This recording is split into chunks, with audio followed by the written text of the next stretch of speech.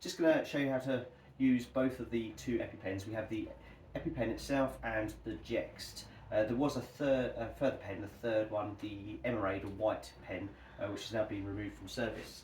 So you'll find that the EpiPen itself and the Jext both come in plastic tubes. To use the EpiPen, make sure that all the plastic casing, everything hasn't been damaged, it's well within date, and it's prepared ready to go for the injection. We're going to remove it from the tube.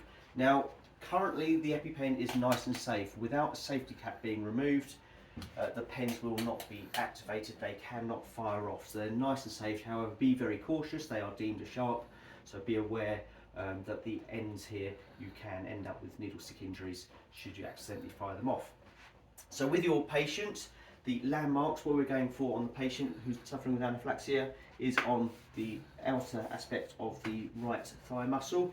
So if you were to take their patella, their kneecap there, and up to the very top of the iliac crest of the pelvis, this distance for that patient is about equivalent to 3 of their own palms of their hands in length.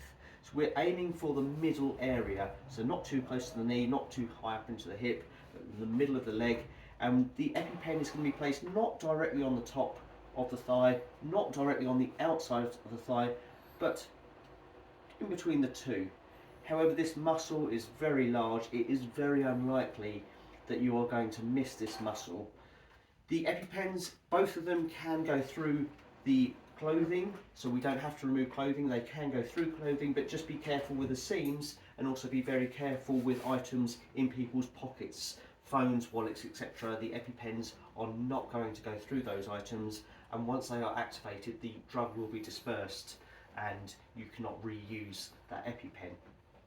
So we've got our landmarks, we've got our patient, we've recognised they're potentially having anaphylactic reaction. To activate the pen, we're going to remove the safety cap.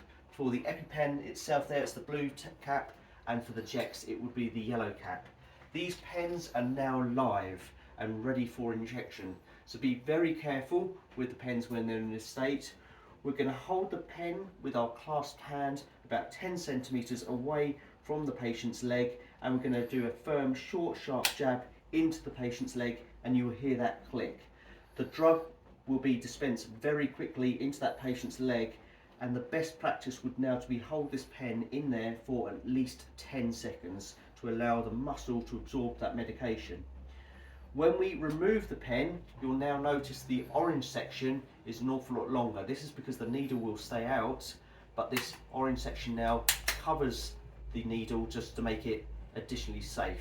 But be cautious. If you have sharp spins or preferably the tube nearby, place that EpiPen back in there, and we're just doubling up the safety. We don't want anyone with a needle stick injury.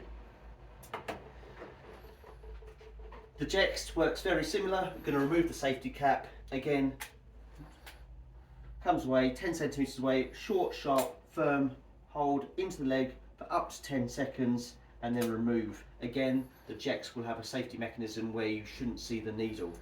Be very cautious when injecting these pens. They do only trigger off and fire off the once, so make sure we get it correct. You do have a nice clear instructions on the pen of how to use them.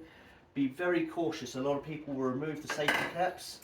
They will look down the end of the pen there, assuming this is where the needle comes from, and it has been known for people to hold pens upside down, thumbs over the top, and as they inject, you can put the needle into your own thumb. Two bad things, obviously EpiPen in your own thumb, but also the drug has now been dispensed into your thumb and not the patient's own body who is requiring the drug for the anaphylaxia.